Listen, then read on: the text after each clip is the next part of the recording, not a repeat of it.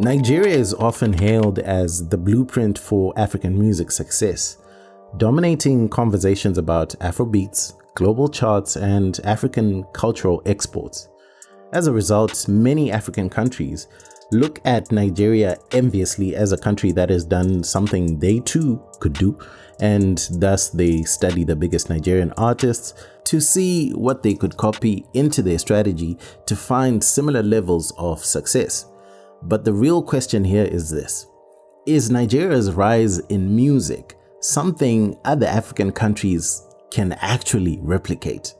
Is Nigeria the blueprint other countries should follow? So today I will explore what makes Nigeria that unique case study in African music it is, but specifically why other countries think they can copy Nigeria's success but haven't got there yet.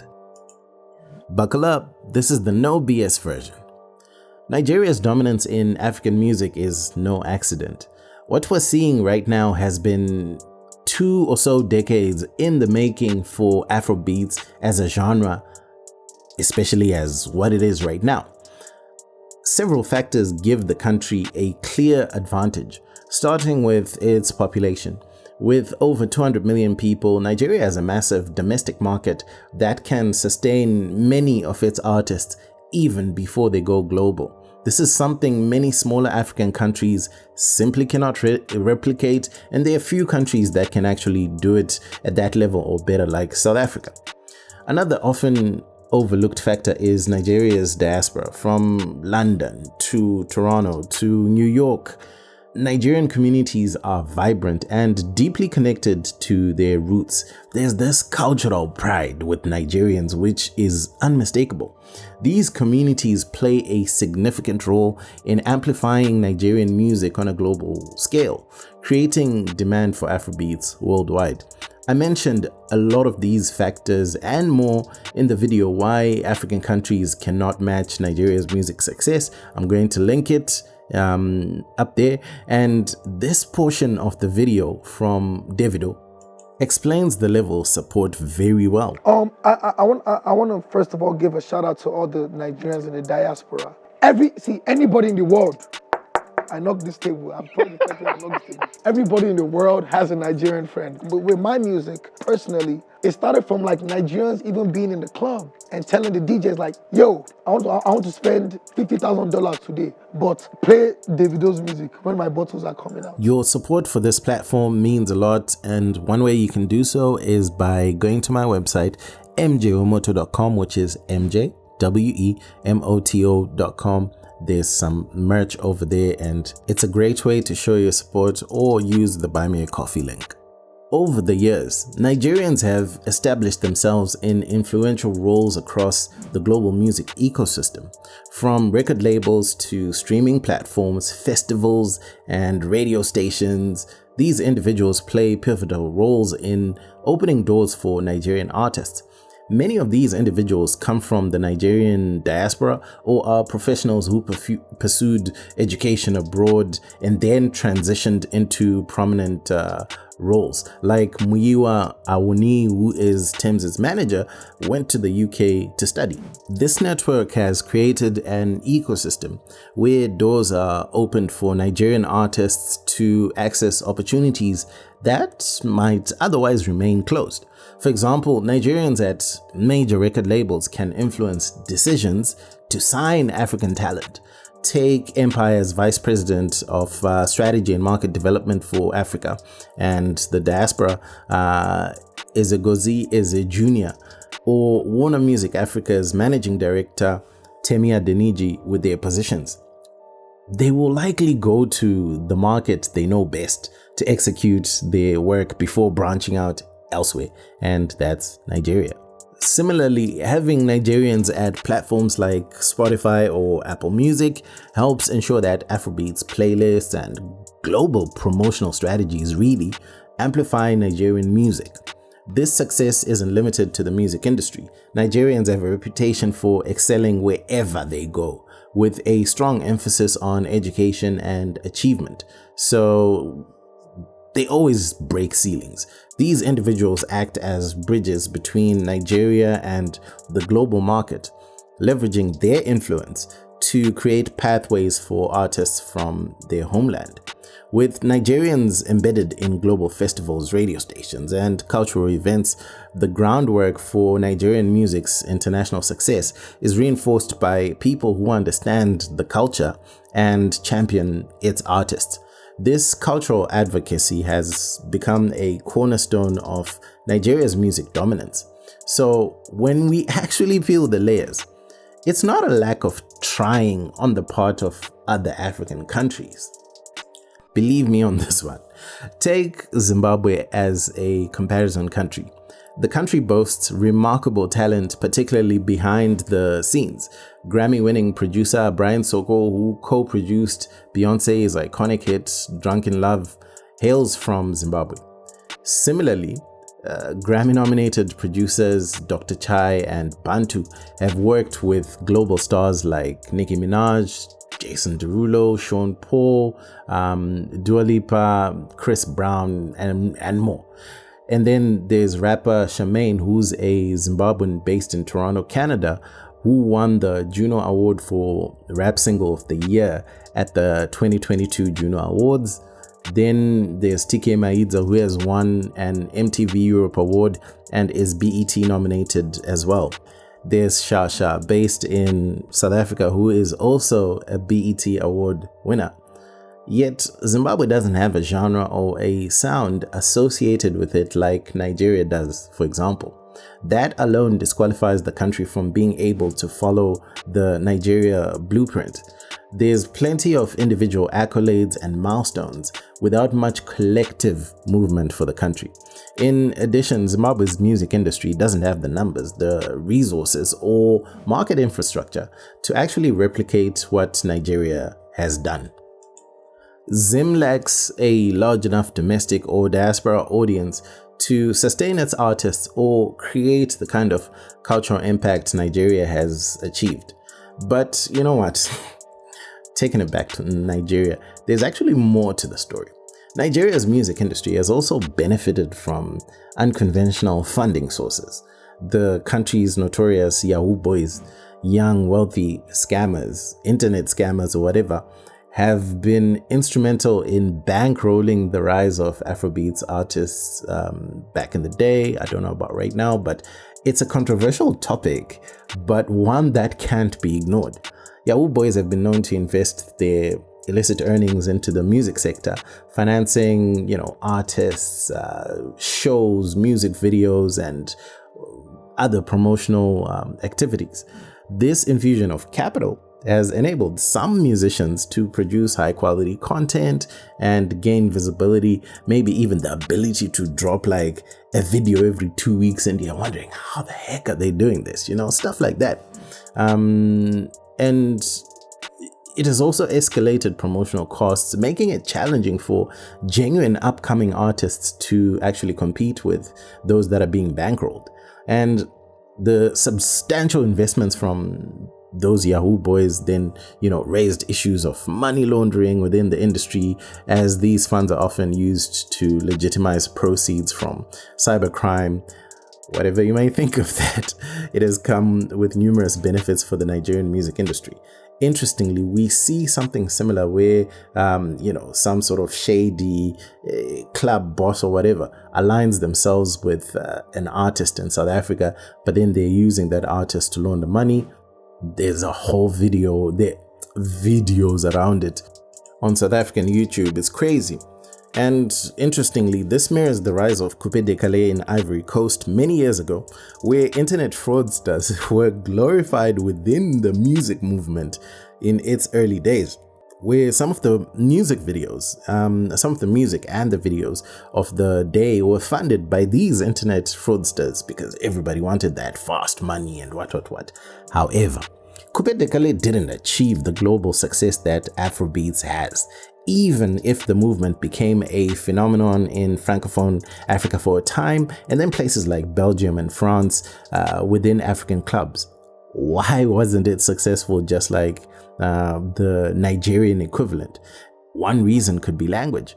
Nigeria's Anglophone status gives it a direct line to the world's largest music market, the United States. For Francophone and Lusophone African countries, this language barrier in itself presents a significant challenge in getting any airtime, even across Africa, equally. The language divide in Africa plays a big role in shaping the continent's music industry. Everything is filtered by these unique cultural silos: Anglophone, Francophone, and Lusophone, right?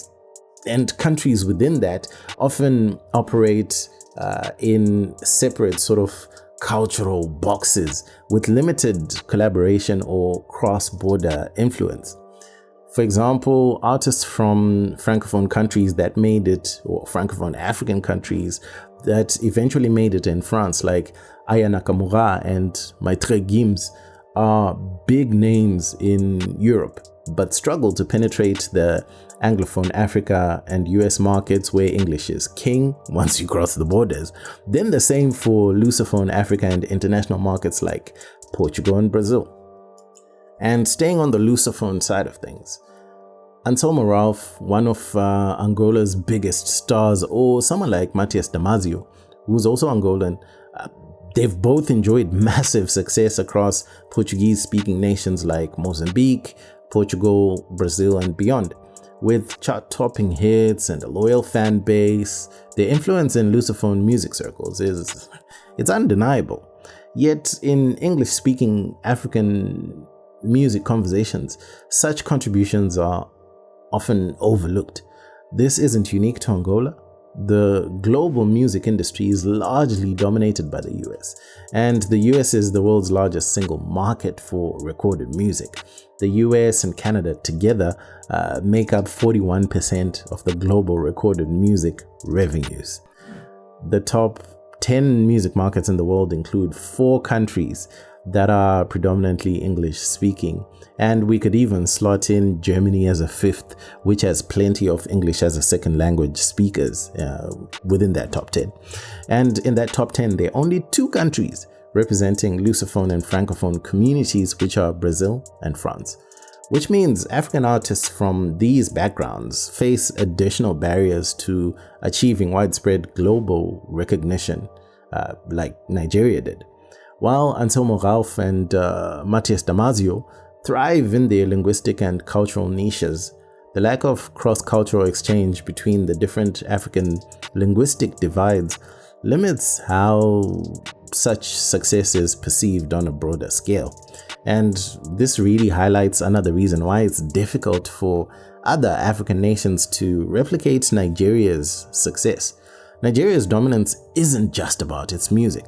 It's amplified by the global reach of the English language, and the way they use it with Pidgin English is an interesting market entrant in that way, which sort of provides a direct pathway to the world's biggest music markets anyway, including the US and the UK. I think an interesting example to highlight is Cape Verde, with a population of just over 500,000 people.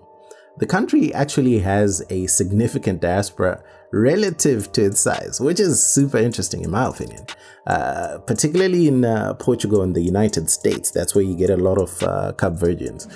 It's estimated that Cape Verde's diaspora is actually larger than its resident population in the country, making up over double of its citizenry at 1 million Cape Verdeans outside of Cape Verde, which it's crazy.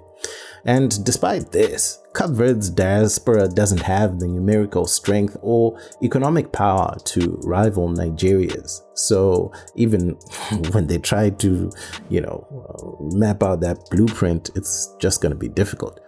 For every 1 Cape Verdean, there are 150 Nigerians. So instead, Cape Verde has leaned into its unique cultural heritage to carve out a niche on the global stage as it exports its talents to Portugal and USA mostly. They can never, ever compete against Nigeria. So they're better off looking at their own unique strengths and how to leverage them. But I also don't think it's right to pin this down to just numbers, because there are different scenarios that sort of say it's not just a numbers game. It's a lot of variables, because Tanzania, for example, has almost 70 million people, but their music industry doesn't really reflect their population size. Something of this nature points to non-tangible factors like music culture. Tanzania doesn't seem to have the same music culture to drive their artists beyond a certain level. It's just something that Tanzanians don't do. They don't even have many venues within the country that are just dedicated to, say, music shows or something like that. This isn't even in comparison with Nigeria, by the way. Look at South Africa. It has a unique groove culture. And I know for people who are not from South Africa, that's just going to sound weird, but groove is basically like, club, going out, having fun, that kind of thing. So this groove culture is something that drives the magnetism of their music to the outside world. But they have a smaller population than Tanzania. Go figure. That's stuff that's just culturally embedded rather than manufactured to find musical success. You cannot replicate South Africa's groove culture in Tanzania. Tanzanians are way more conservative as a people. So how do you even replicate distinct music culture like Nigeria's, for example? For the most part, you cannot, and most countries won't be able to do it. All these factors show why it's nearly impossible for other African nations to copy Nigeria's blueprint for success. You cannot copy paste it. What Nigeria has done in African music and then global music, only Nigeria can do the way they did it. The variables simply aren't the same for every other African country. The different ethnic makeups within Nigeria itself, the dominant form of expression, smaller populations, language barriers, music culture, general culture, and maybe even the lack of a diaspora or a large diaspora all make direct replication unlikely from country to country. So other African countries can take pointers from Nigeria. Yes, they can do that, but they have to find their own unique way of highlighting and then taking advantage of their unique strengths to go from where they are right now to somewhere better within global music. And we can see that if we look at Kenya, for example. Sofiya Nzau's vocals on house and dance tracks have captured global attention. On Spotify, on Apple Music, you cannot go on any popular house or dance playlist, something huge, and not find Sofiya Nzau's vocals on one of the tracks. You're not going to find it.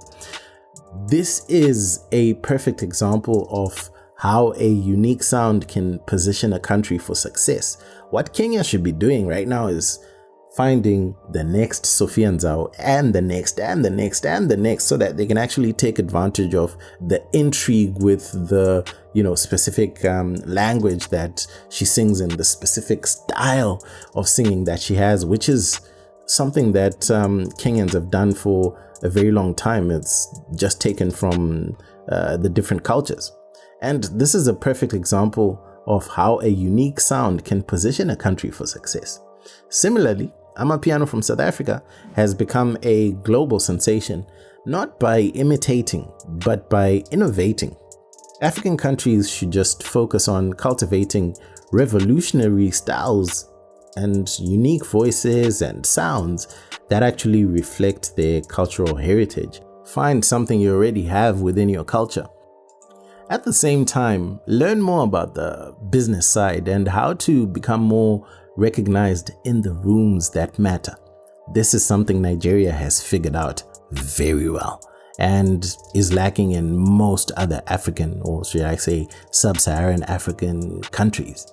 The world is actually hungry for African music. We can see the rise in global collaborations with African artists and everything else.